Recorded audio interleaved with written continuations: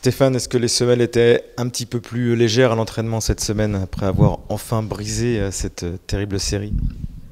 Inévitablement, on s'est retrouvé, je dirais, un peu plus léger, même si j'ai très vite dit aux joueurs que ce qu'ils ont fait c'était bien et qu'il fallait le faire. Maintenant, ce n'est pas une fin en soi, parce que la route est encore longue pour obtenir les points qui nous manquent aujourd'hui.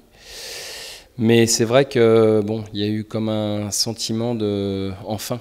On a réussi à effectivement casser cette spirale qui paraissait interminable. Tu as bien sûr regardé ce match en retard, la victoire du Mans contre Metz. Cette fin de championnat devient terrible. C'est un vrai panier de crabes. Ouais, il y a 10 équipes qui sont concernées pour 2 places. Si on considère qu'Amiens est pratiquement condamné, on peut considérer que jusqu'au 10e, tout le monde est concerné. Donc c'est à la fois une bonne nouvelle dans le sens où voilà, tous les matchs vont être acharnés, disputés, et puis une moins bonne dans le sens où on est dedans, on en fait partie, et que là, il va falloir être à la fois solide, déterminé, et surtout ne rien lâcher, comme on l'a fait jusqu'à maintenant. Et on dirait que vous avez quand même retrouvé un semblant d'équilibre dans le jeu. Tu es d'accord aussi? Je trouve que c'est plus qu'un semblant, parce que notamment sur les 2 derniers matchs, on avait déjà montré des nets progrès à Sedan. Mais c'est toujours pareil, quand ils ne sont pas concrétisés par une victoire, on a toujours tendance à penser qu'il manque quelque chose, à juste titre d'ailleurs. Mais je trouve que dans le jeu contre Guingamp, on a été cohérent, même si la fin de match a été difficile et crispante, on sait pourquoi. Mais j'ai trouvé que pendant 1 heure et quart, on a été plutôt à la fois consistant, conquérant à certains moments. On a montré quelques belles phases de jeu. Bon, voilà, on n'est pas le Barça non plus, on n'a pas cette prétention, mais c'est vrai qu'on a retrouvé un petit peu de fluidité dans notre jeu, et c'est très très important pour pouvoir être performant.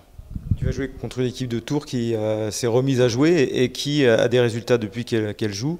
Donc c'est plutôt bien ça de jouer ce genre d'équipe là qui, elle, regarde vers le haut, qui n'a pas de pression.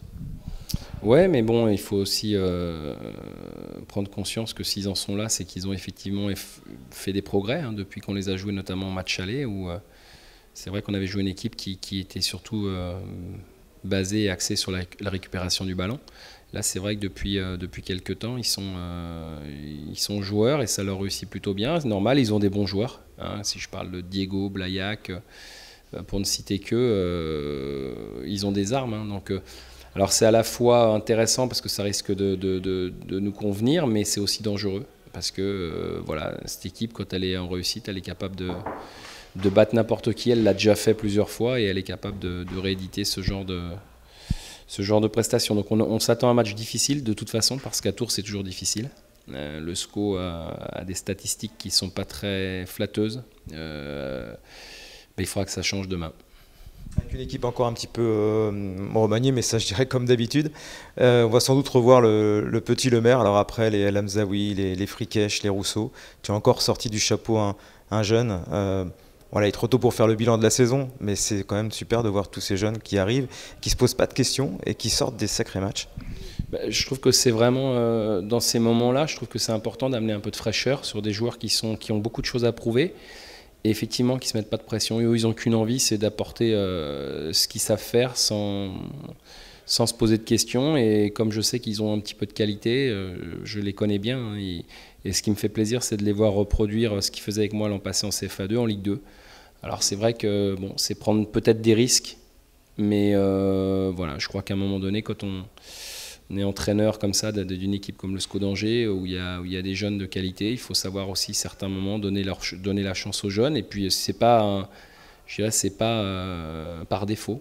C'est juste parce qu'à un moment donné, ça me paraît être le bon moment. Et puis quand ils le méritent, il n'y a pas de raison non plus. Donc voilà, c'est juste dans la lignée de ce que j'avais espéré en début de saison. Et voilà, alors maintenant, il faudrait que pour tout ça soit vraiment intéressant, il faudrait qu'on arrive à remonter au classement pour pouvoir vivre une fin de saison, je ne vais pas dire plus tranquille, mais plus sereine.